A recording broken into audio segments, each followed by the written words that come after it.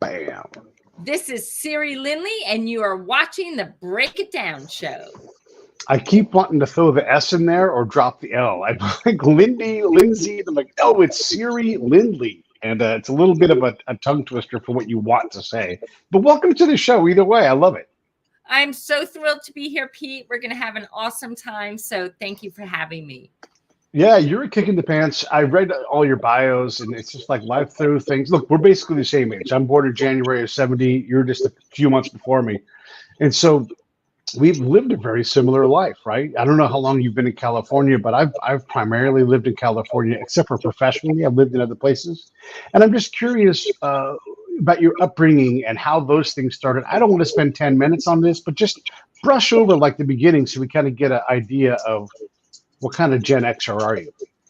So I actually just moved out to California. So we've been out here for a month and a half. I was born in Greenwich, Connecticut, East Coast girl, went to Brown University, lived in Massachusetts, did some coaching at Princeton University and Lehigh University. So I was East Coast all the way until I moved out to Colorado and obviously traveled the world as a professional triathlete, but I am here in California and I am loving it. So you now have a new neighbor.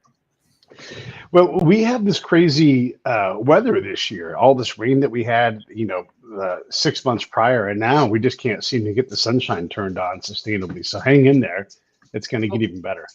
We had a beautiful sunny day today. And the thing for us, we rescue horses. So hay is very important, obviously, to feed our horses. So that rain that you all got that I did not witness because I wasn't here yet was a total godsend because now there's plenty of hay for our horses. So we're grateful that you withstood all that rain so that we could benefit from it. No, yeah, that's great. Yeah, the rain thing is amazing, and we're also fortunate. I guess let's spend some time talking about your horse ranch, and because it's a very special thing in and of itself, and I don't want to not bring that up. So let's cover that right now and talk about it, and then we'll go from there. And I'll put a link up to the website if you guys want to look into what Siri does, and so that'll be down below here just in a moment. Well, that's awesome. So basically, only 7 years ago, I rescued a horse, and it was very random how I ended up rescuing a horse. But this horse that you can see over my shoulder, Savannah, she was on the road to slaughter. 60,000 horses a year are slaughtered for human consumption, and it's the most horrific practice. They're dismembered alive. It's horrible. Anyways, I didn't know this at the time, but I saved this horse, and this horse changed my life in a matter of months, like showed me a bravery and a courage inside of me I could have never thought could exist inside of me. And so one day after about 3 months, I thought, what did I rescue her from? And that's when I got online and I saw this video of what was happening. And that night I got on LegalZoom and I created Believe Ranch and Rescue. The next day, my wife and I saved 5 horses from slaughter. And since then, 7 years ago, we've rescued 265 horses from slaughter, most of whom have gone on to heal humans through equine therapy. We run events at least twice a month for people with anxiety, addiction, PTSD, neurodiverse kids, people facing, pretty terrible diagnoses. And it's just so beautiful to see this whole thing come full circle. But it's my hobby, believe it or not. So I didn't really have time to take this on. I didn't really have the bandwidth to take this on, but I couldn't say no to it. And it actually feels like a really beautiful privilege to be a voice for them. Who knew? Who knew you'd be in this spot? That's crazy. I couldn't have.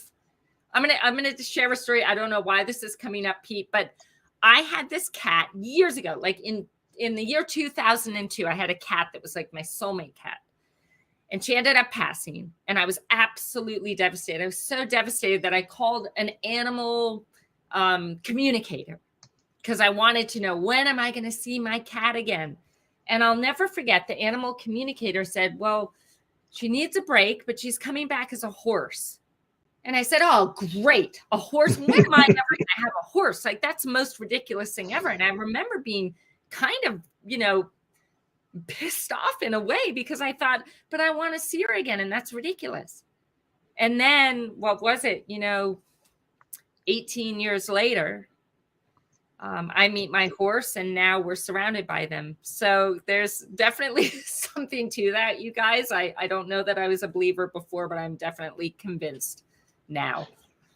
If it is true, it is not the craziest thing in the world that Right. that there is some kind of connection, and that, look, this religion versus that religion and who gets it more right. It absolutely wouldn't surprise me at all to find out, oh yeah, your animal is always your animal. They rotate through and throughout your life, and it's all part of the whole cycle of kindness and caring. That wouldn't in any way surprise me if we figured that out tomorrow with some new equation or something. It would just be like, yeah, that makes perfect sense. I love that, Pete. I love Yes. that as a new religion, and sometimes I think it's, just whatever you believe in is what you believe in, and that works. As long as you believe in it, that's going to support you and be a sense of, I don't know. So I love that. I love that idea, and I'm all in. Good. And I wanted to go back and cover, you talked about the equine therapy, and I'm a veteran PTSD, and I deal with that stuff through my own version of therapy. But we all have our things that we're looking for, and if it's veterans, it's athletes, it's police people, fire people, but all kinds of people have to deal with PTSD. We're finding more and more about, like, how you train your body, right? Like, you're a triathlete. When you train your body a certain way, it responds naturally to things that I could never withstand because you've built your body and trained it. It's the same thing with these traumatic events. And so equine, bovine therapy. There's a guy here, I put his link up, Marvin Frink. He realized he could talk to cows. He's a veteran, and he started getting better. And it's amazing. It's amazing that all these people do this. So one, you are saving these horses on the front end. I had no idea we sold so much horse meat overseas. I had no idea that people are being, because there's a market for it. As I was on your site reading about it, I had no idea people were being, I will say, tricked into doing something they wouldn't normally do. And it just, look, I had no problem with people in other countries eating horse meat, but let's be honest and open about it. Let's understand it. And like your site says, our horse meat is treated differently because it's not intended for human consumption. Right. Well, first of all, Pete, let me start by saying thank you for your service. I can't even express to you, especially happy Memorial Day. I celebrate you not just on that day, but every single day for your service, for, just doing so much for all of us. It is something I think about all the time. And veterans, the programs, and like I said, we just moved out here to California, but a lot of our programs were for veterans that were dealing with PTSD. And to witness the healing that occurred every single time this group came to our ranch just brought me to tears. It was so beautiful. It was so powerful. And we actually developed another nonprofit called Horses in Our Hands that is lobbying in DC to ban this practice altogether. And one of the things that I brought up was that it's something like, and I may not be exact on this, but every 22 minutes, a veteran commits suicide because of PTSD. Every 22 minutes, a horse is slaughtered for human consumption in horrific, barbaric ways. Now, the thing is that when you bring the two together, there's a beautiful healing that happens. And research has been done. So many studies have been done. And we're seeing this all over the country, that the benefit for veterans that are really suffering is that for the first time, maybe for some of them, they are connecting with a being that meets them exactly where they are. Yep. There is a connection that's made. It's getting them out. It's getting them out of their houses, out of their apartments. They're connecting with a being that sees them, understands them, feels them.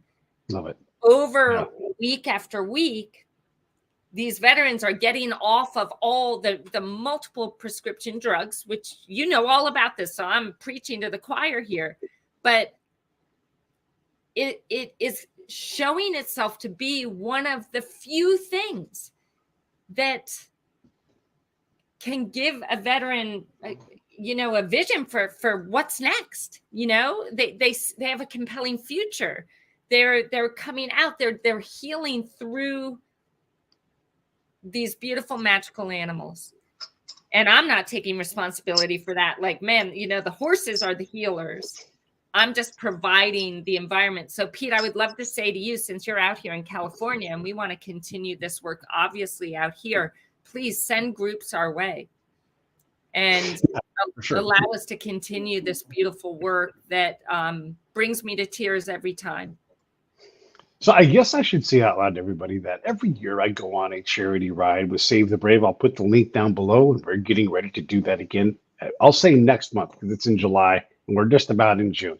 But the end of July, like we do every year, we've done every year since 2020.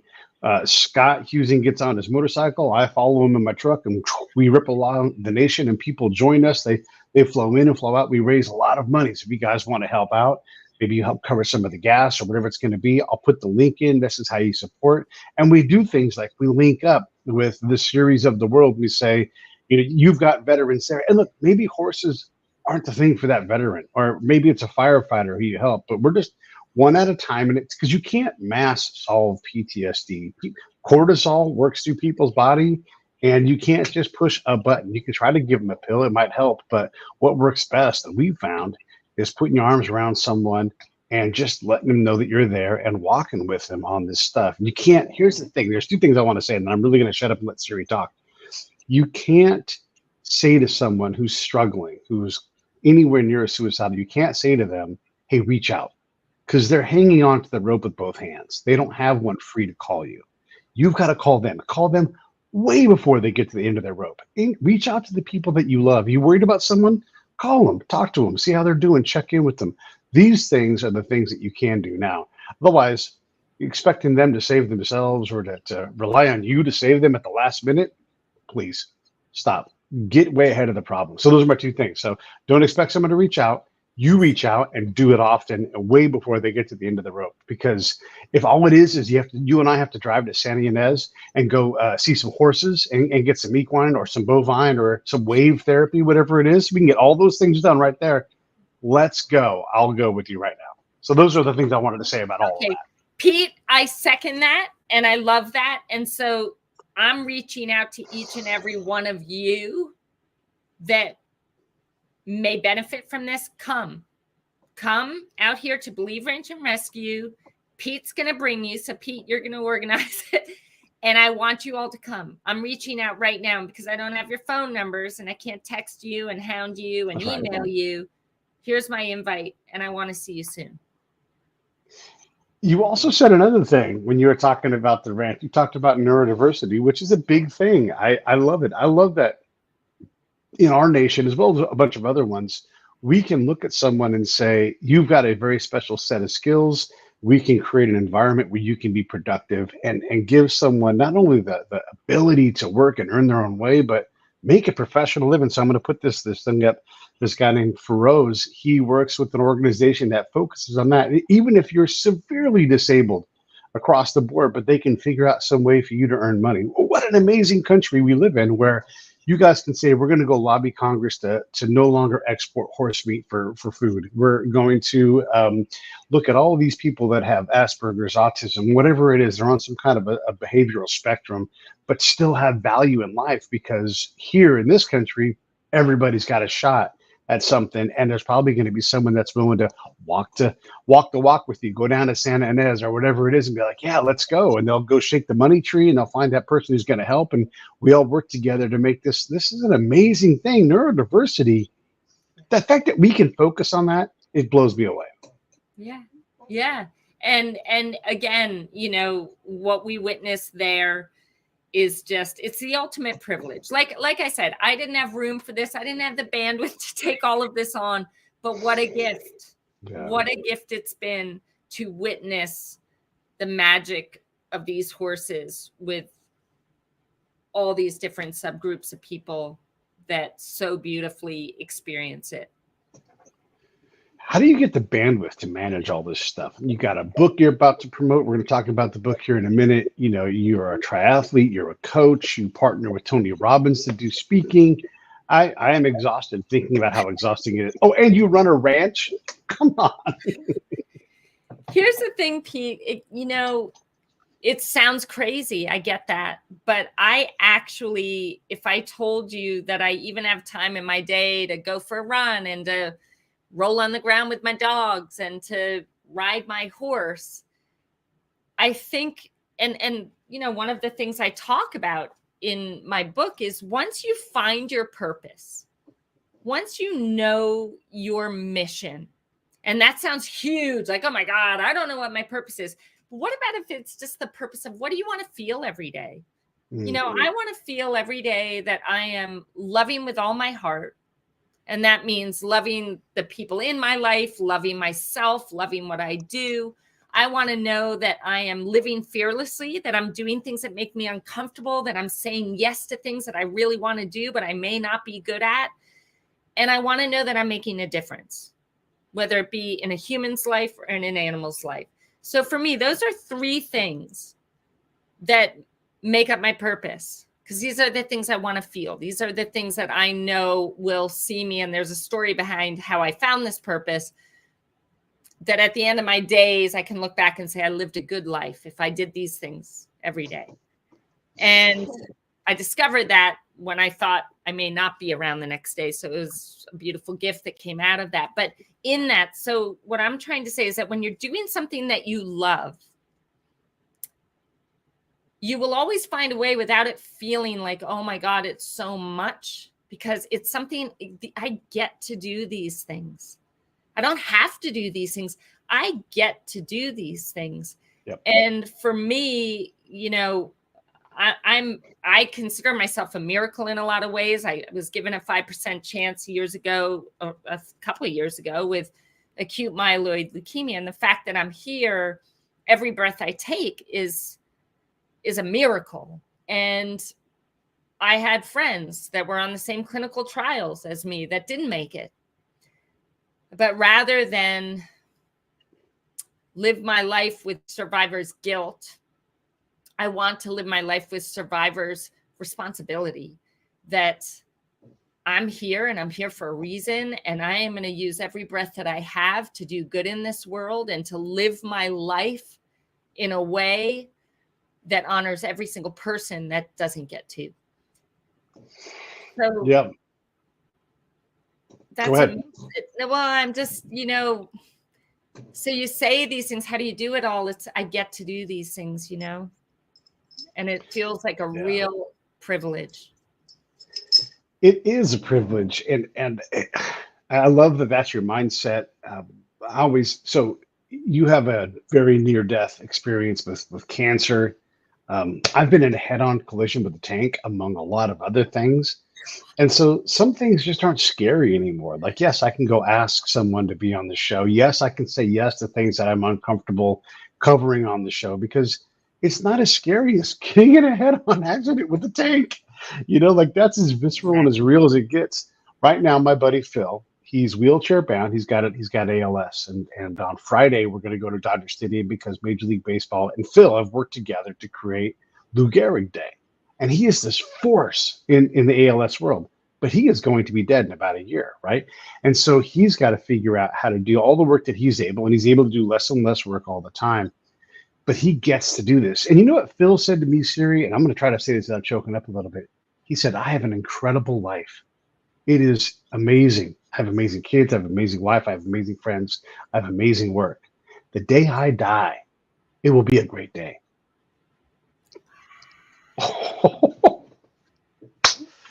Wow. I know. But that's what you're talking about, right? Like, and I got a little emotional because that's what we have to keep our eye on is that, look, you don't have to go, there's one breath, I'm thankful for it. There's two, but somewhere closer to that, to go, wow, I get to do these things. Yes, I have energy. I'm going to go out tonight to go with one of our friends to go see a punk rock show in Hollywood. Should I be doing that on I have so much stuff to do the next 72 hours. I shouldn't be doing this, except for I want to live. I want to do these things because you don't get to have that time back and get any credit for it. It's just gone.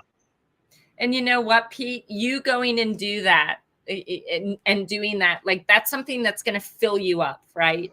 Something fun. You're doing it with your friends. Like it's going to fill you up. So sometimes we think that when we go and do things that maybe are going to take us away from whatever tasks we have to get done, we think that somehow that's going to, you know, negatively affect those tasks. But really, you go off, you do something that fills you up, you arrive at the task being more efficient, more effective, doing a much better job because you're bringing your best self to it. So what story do we tell about taking care of ourselves? Do we say that that's not allowed? It's going to lead to me not doing as good a job? Because if that's a story that you tell, you need to change the story. Because what I know, and I think what you know, Pete, is that when you take care of you, you can better take care of everything and everyone else in your life. So those moments where you step back and step away and do something that fills you up, to me, that's a requirement. You must, and not just once every month, but every single day. Yeah.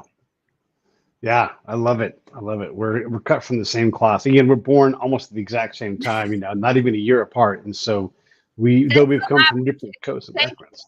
Thanks, Pete, for bringing that up and telling everyone my age. Thanks a lot. You've said it now 3 times. It's incredible. Look how young and, you know, fabulous we are. Come on, this is great. There's nothing wrong with being 53. But you're 54 now, right? Hey, jeez. Okay, everyone. Cat's out of the bag. No, I don't. I'm so blessed to be here. I only know that because it's on the internet and it's published on one of your things. You know? So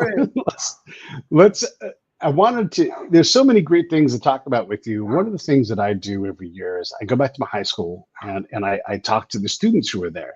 And I say, I'm you from the future. What do you want to know? Because these kids don't have the first clue. I didn't have the first clue. There's a lot more help for them now, but there's also a lot more, I'll just be unfair and say coddling, right? Like we kind of were shoved out the door, like, have a nice day.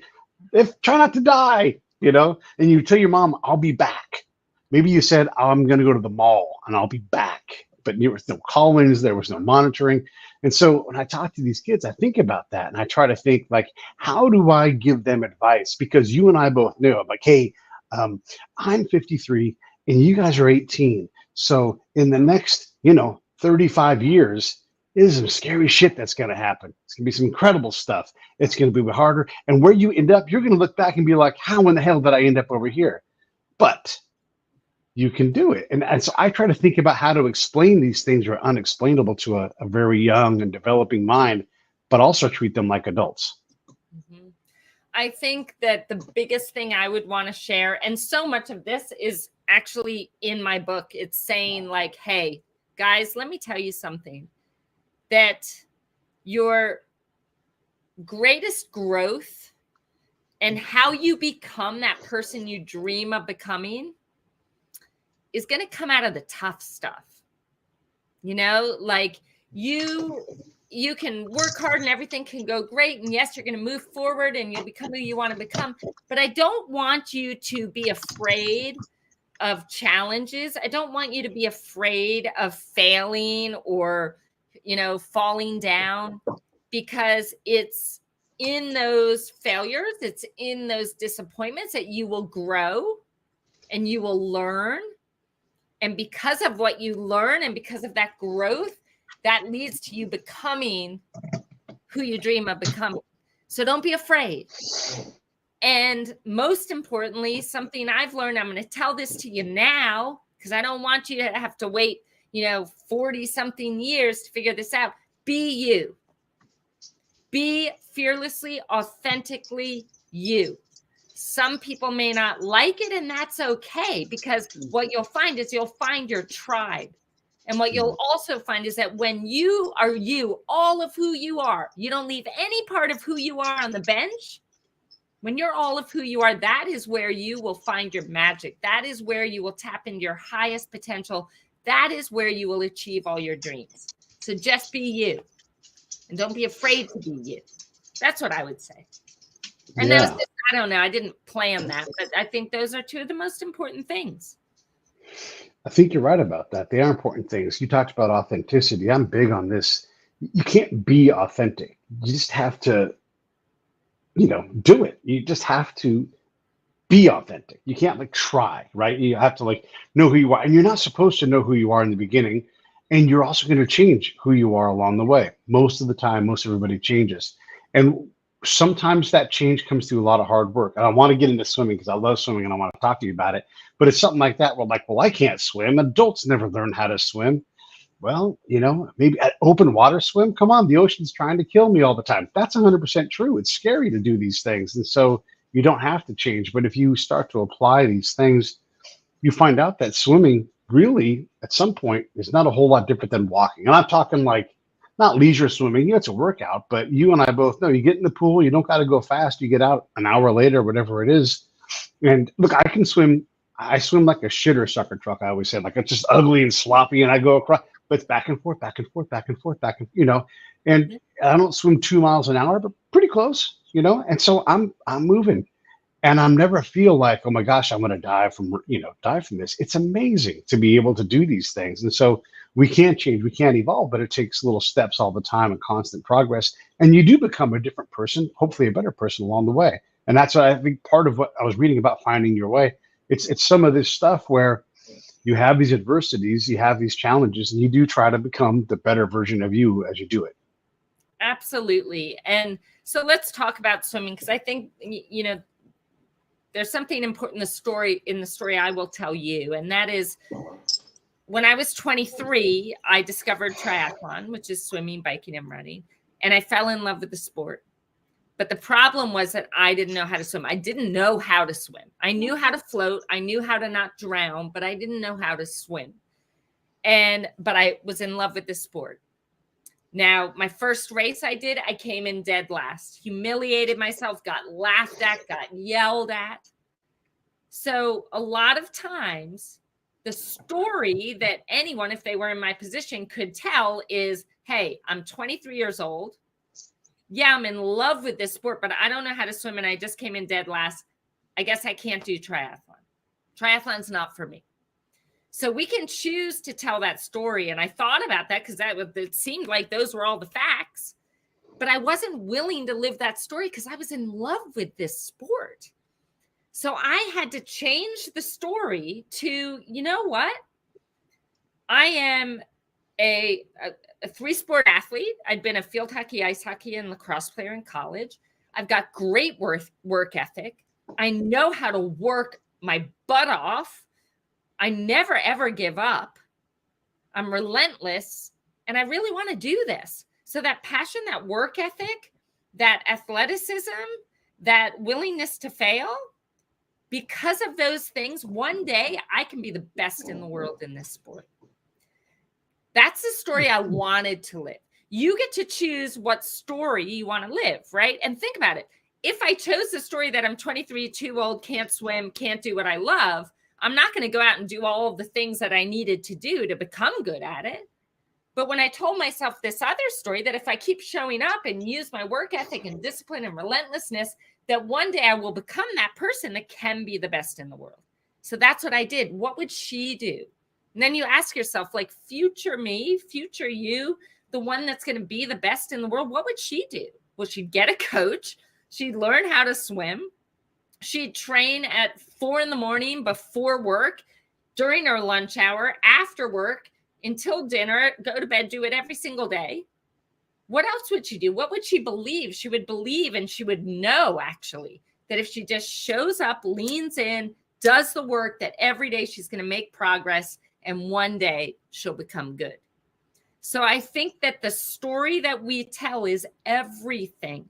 And if there's something out there, listeners, that you want to do, but you're telling yourself all the reasons why you can't, like, tell yourself a different story. I'm not asking you to lie. I'm asking you to look at all the things about you, the qualities or strengths that you have, that if you put them forward and lead with those things every single day, that you can do what you dream of doing. You got to believe, but you got to tell yourself a story that's going to see you showing up in the way you need to in order to make that happen. I love it. When you pick something like triathlons, that is not a gentle thing on your body. It's, it's a lot of work. And then you do become world champion. By the way, congratulations. How crazy is that, right? So you do this thing, but in your discipline, it's like, yes, I won. Oh, it feels good, and then you go into standard recovery mode. And, triathletes, it's not like boxing where you're like, I got all this money. I'm going to go party. I'm going to buy a bunch of CDs. I'm going to go crazy. The next day you're like, I got to do a recovery run, Yeah. So it's like, so the cycle goes on. So you don't have those, look, you have peaks, everything, but you get constant, this is just me guessing, you get constant positive return on all of the other things that you didn't realize when you imagined being a world champion. Like I know for me, there's no bad hour in the pool. If I get out of the pool, I'm going to feel great afterwards. Yeah. So first of all, let me let you all know that I didn't just become a world champion. It was 8 years later. 8 years of training 6 to 8 hours a day. 8 years of working out when I didn't feel like it. 8 years of falling on my face and embarrassing well, not 8 years of that, but probably 2 years falling on my face, embarrassing myself. Lots of failures throughout the 8 years, but it was consistently showing up and never giving up on my dream. And in order to make that happen from day one to 8 years later, I wasn't focusing on world champion or bust, like I'll only be happy when I become a world champion. I was focusing on how every single day I was becoming a better version of me.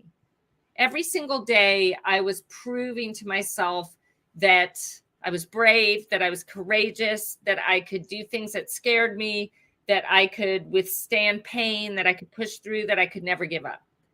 And to go way back to when I fell in love with this sport, what I really was on a search for was to find worthiness from within, a love for myself. I just found out that I was gay. And when my father found out, he was my best friend, my greatest source of love. He found out I was gay, and that was it. I was out of his life. And that just crushed me. It was devastating to know that because of who I am, I can lose a lifetime of love from the person I love most. So I was on this desperate mission to prove to myself that even though I was gay, I was still lovable. I could love myself. I could do extraordinary things. I could inspire others. But in order to do that, I needed to prove that to myself. I needed to get out there and do something that seemed impossible. I needed to commit to something and never give up. I needed to get out there and stretch myself so that I could build up a confidence in me and a respect for me. So because I had this deep emotional reason why this really mattered to me, nothing was going to get in the way of me doing everything that I could to make it happen, because it was do or die in a lot of ways. So, I don't know what. Sorry, I totally went off track, Pete, but hopefully that was a value. Yes, it was a value. Yes, yes. Have you and your father repaired your relationship? Yes, we have. And it is the most, so after about 2 years, he started trying to call me. And I would use that as an opportunity to pick up the phone and to yell and scream at him and tell him what a horrible father he was. I would just purge all my anger, all my resentment. And eventually he'd hang up. I'd be crying. And the calls came, less and less. I mean, would you want to call me? If all I did was rip your head off, you're going to stop calling too. So about 20 years later, I started working with Tony Robbins, my greatest mentor. And I was going to all of his events. And it was day one at this event called Date with Destiny, which is the most powerful and amazing event. And he's talking about how the people that have hurt us, if you're going to blame them for everything that's bad in your life, you also need to blame them for everything that's good.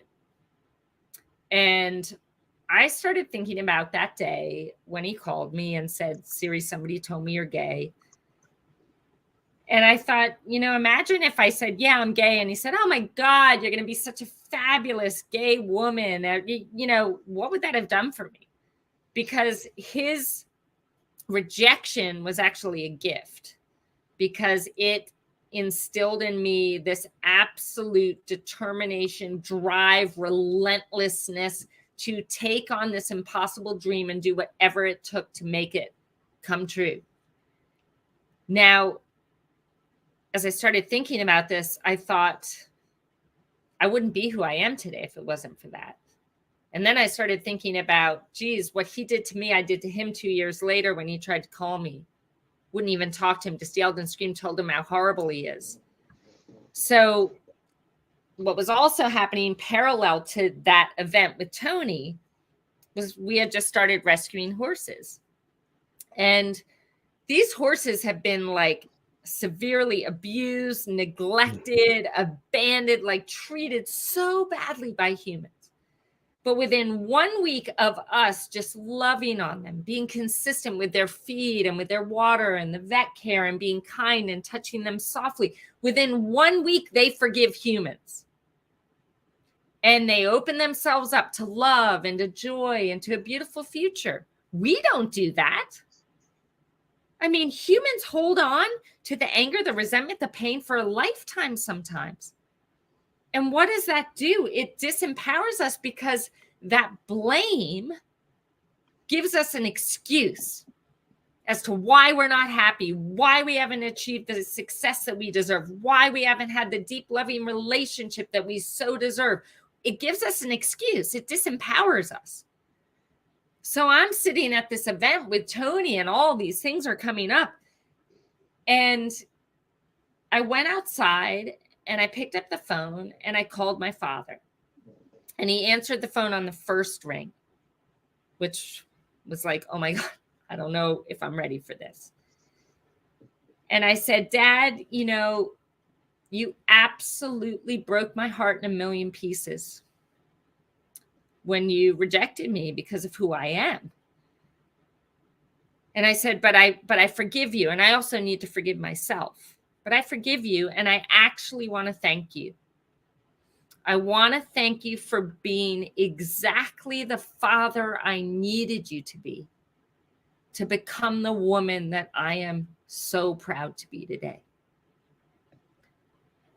My dad started crying. He said how sorry he was, how much pain he'd been in over this. He'd followed my entire career. He was so proud of me and how much he loved me.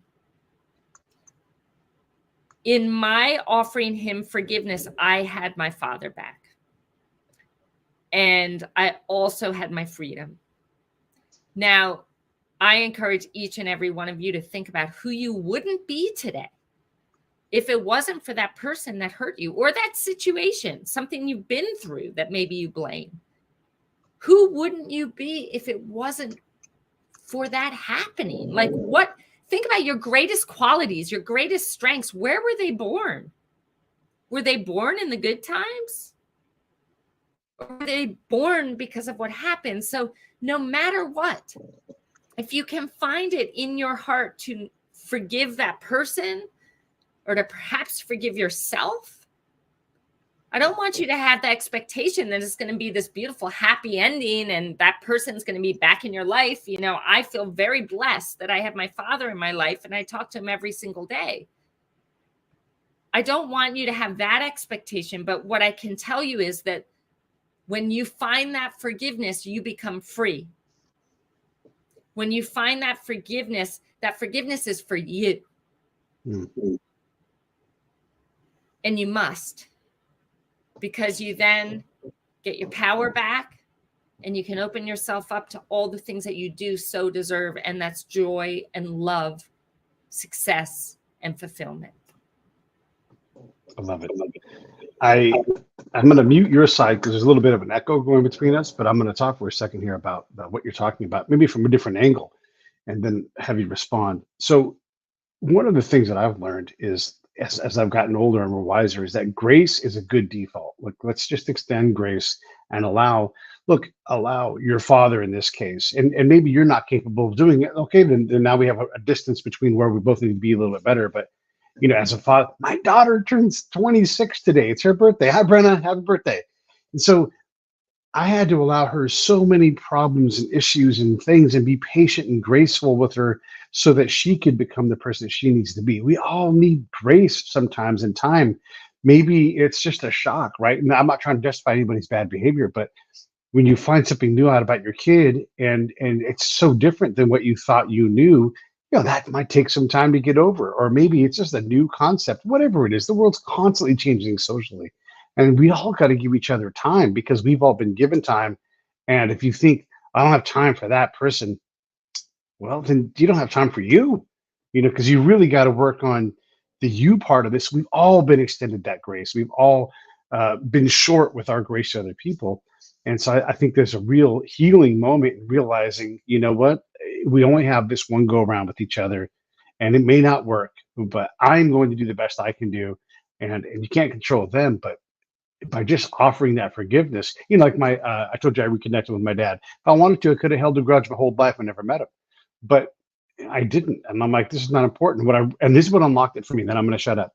I realized after all these years of like being on the fence, like, should I go try to contact these folks? Because I didn't know them at all.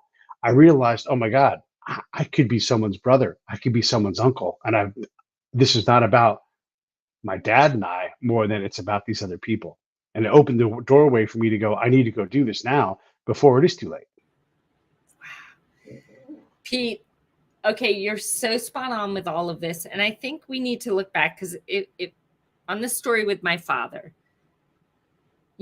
I had known I was gay for about a year, maybe even 2 years. And it took a long time for me to be okay with it. Yet here I have him on the phone. He's just found out. And because he's not okay with it in 5 minutes, it's heartbreaking to me. So as I look back, it's like he just needed time. He just needed time. And for the people that have hurt you, I want you to remember that we're all doing the best that we can with what we know at the time. So maybe you need to forgive yourself. Maybe there's something you need to forgive yourself for. You did the best that you could with what you knew at the time, or with the skills and the tools that you had at the time. The key is that now that you know better, you do better. The key is that now that that person knows better, they do better. But like you said, grace, and I actually have a tattoo here, Pete, on my wrist that says grace. I don't know if you can see it, but anyways, grace is everything. And when we offer grace, it's important to look back at all the times that we were given grace as well. And to just find the compassion to understand that the person was doing the best that they could with what they knew, with the skills that they had. Have grace. And remember, as you forgive, that's for you, but also it opens up so many possibilities, like you, Pete, with your family. Look at what you have now. But it took you being brave enough and courageous enough to say, you know what? I don't want to hold on to this burden of this grudge. I don't want to be shackled to this pain and resentment. I want to become free. I love it. I love it. I'm going to put you on mute again so I can say some things. This is great. This is what we're talking about. And what I want all of you all to do is go to the link right down here below, look over in the comment section, wherever it is, whichever side of the screen it's in, and that's where the Amazon link is. Click that. And you know what I always say?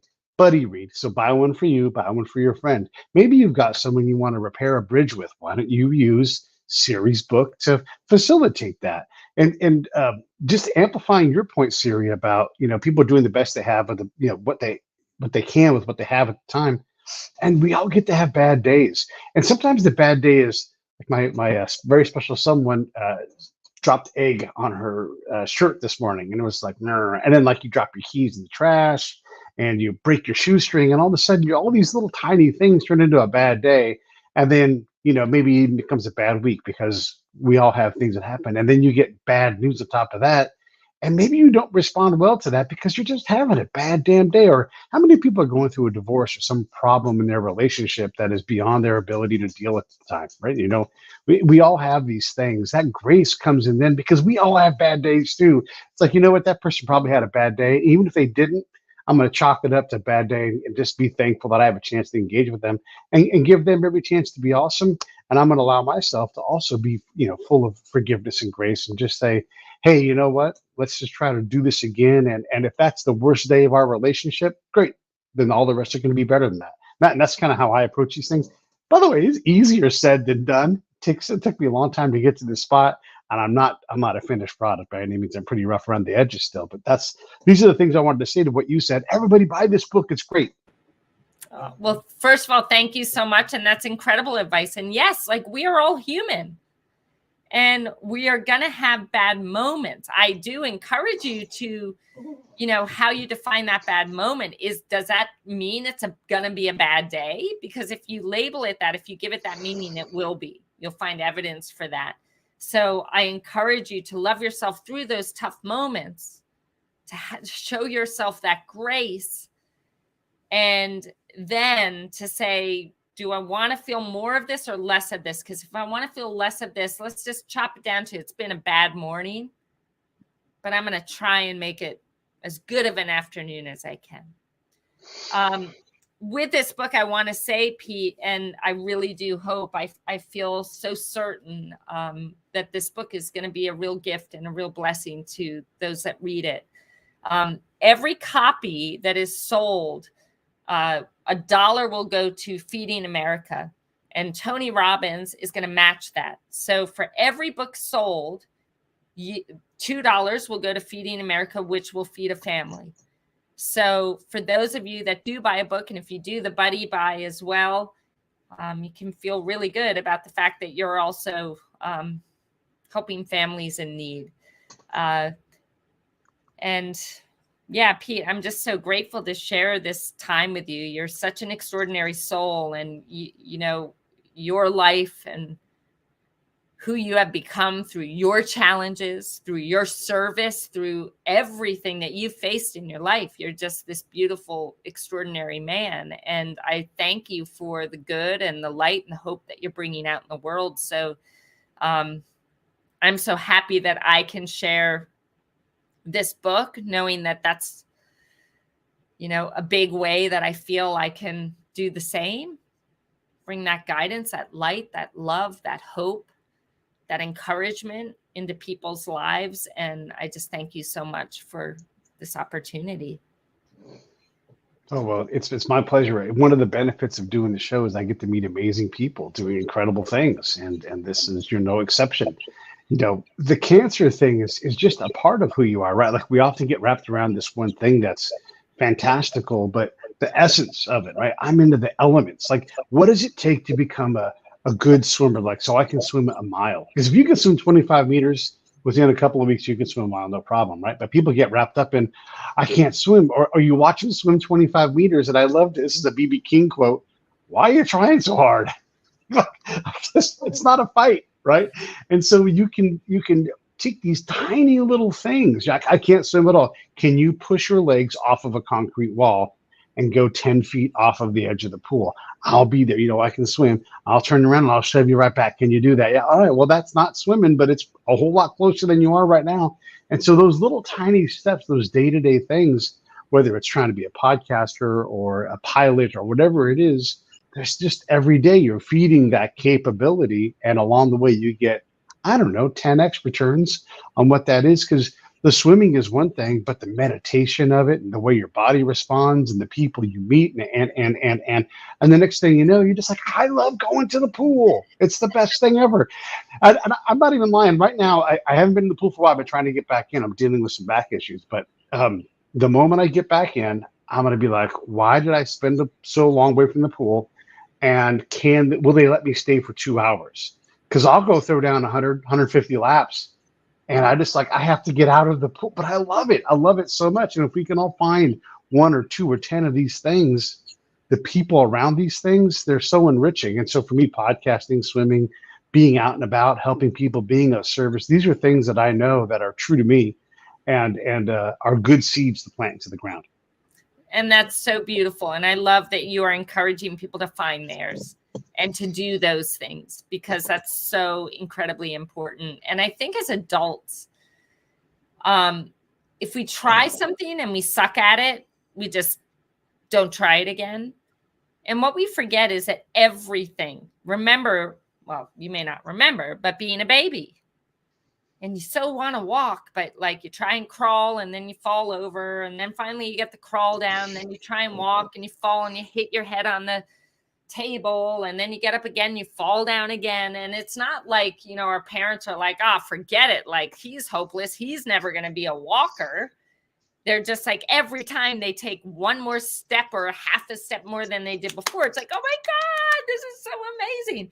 We have to go back to that. We have to go back to knowing that, you know, finding your passion may mean being bad at something first, but go back to, this is how it works. You're going to fall over. You're going to suck at first. But every time you're going to learn something different about how you need to hold your body or what you need to do, and you'll go a little bit further. You'll hang on a little bit longer. Stick with it. You know how to do that. You did that as a baby. Now you walk. Now you run. God knows what else you do. Like, you've done it then. We have to be willing to do it again. Why should we suddenly as adults feel that we should be amazing at everything we do when we don't know how to do it? Be ready to start at square one and be focused on how far you get versus how far you have to go, and get excited about the process, because you may just find your passion in that. The other thing I would say with that too is, like, growing up, I loved PE. I loved it. And I did it all through college because I loved it. Like, every now and then I tried to skip a semester or a quarter and I wouldn't do it. And I'd be like, why did I not do that? And I just loved PE. And as an adult, I also loved art and creating. And so as an adult, you know, I'm trying to, like, how do I get more of these things? You know, an hour was not enough PE for me. So why is it so hard to go get an hour of PE now? I know I love it. I know I'm going to have a great time. And the same thing with whether it's writing or editing or painting or whatever it's going to be, right? Some kind of creative endeavor. If I do that every day, I invariably feel better at the end of the day. It's just amazing, by just doing those things that you've always known that you love, you know, an adult form of it, whatever it is. It's just, there's rewards just laying on the ground. All you got to do is go bend over and pick them up. Just go do the thing that you love to do. So my question to all of you is, what makes you feel alive? What fills you with energy? Think back, even if it's been a long time, like, think back to your childhood. What were the things that really, like, you know, made you happy and filled you with joy? Like, go do those things, or go do something that makes you feel alive. Like, do that for you every single day. And what you'll find is that everything starts, you know, if you're in a dark time, everything starts looking a little more hopeful. But you've got to do the things that make you feel alive, like you swimming, Pete. If you've been out of the pool for a while, it's time to get back in, right? Because you know it brings you joy. You know it makes you feel great. Do that for you. I love it. What are you working on now? I mean, you got enough things going on, but what's coming up next? What's on the horizon? So what's next? Well, my book is being released on June 20th, and I'm so incredibly excited about that. Now that we are settled in here in California, we are going to start running our equine assisted healing events. And I also have a documentary coming out sometime this year. And I'm super, super excited about that, because I know that all these things, the book, the documentary, the coaching that I do, that it's all making a difference in some small way. With each life that I can touch, my purpose is being served. And that's all I care about, really. So I'm just, you know, going to live life to the full and try and make a beautiful difference and be a light in this world. But I would love to share with everyone listening, if you text Go First, GOFIRST, text that to 66866, you will get a free chapter of my book, Finding a Way, Taking the Impossible and Making It Possible. And I want to share that with you. So just text Go First to 66866. You'll get a free I think it's a free chapter or free two free chapters. And I would love to share that with you. So, and Pete, I'm going to be at the Grove in LA on July 27th at 7 p.m. signing books, reading a couple chapters. I'd love to meet you in person, and everyone listening here, I would love to connect with you. And those of you that want to experience some horse healing, connect with Pete. And I want to get a group out here to serve and give the gift of these beautiful horses to each and every one of you. I love it. I will be on the road doing the Ride for the Brave, and I'll put the link for that on the 27th. However, I drive north to Benicia all the time, or to my dad's side of the family in Capitola, and so I scooch right on by, and I'll definitely find a time to pop in and check in on you ladies, because what you're doing is amazing, and I want to connect into the veteran network so that we can all support one another, supporting one another. Please, that would be amazing. And just connect us and we'll do the rest. I love it. All right, stand by. I'm going to run these credits and I'll be right back to you. Hey, thanks for watching the show. I really appreciate it. Right here, you can subscribe. Please do that. It makes the show grow. Hit that notification bell so you know which incredible guest is coming up next. Down below is the PayPal link. You can put a small subscription in. That is an enormous help. All that money goes right back into the show. And then right up over here are the next episodes you should listen to.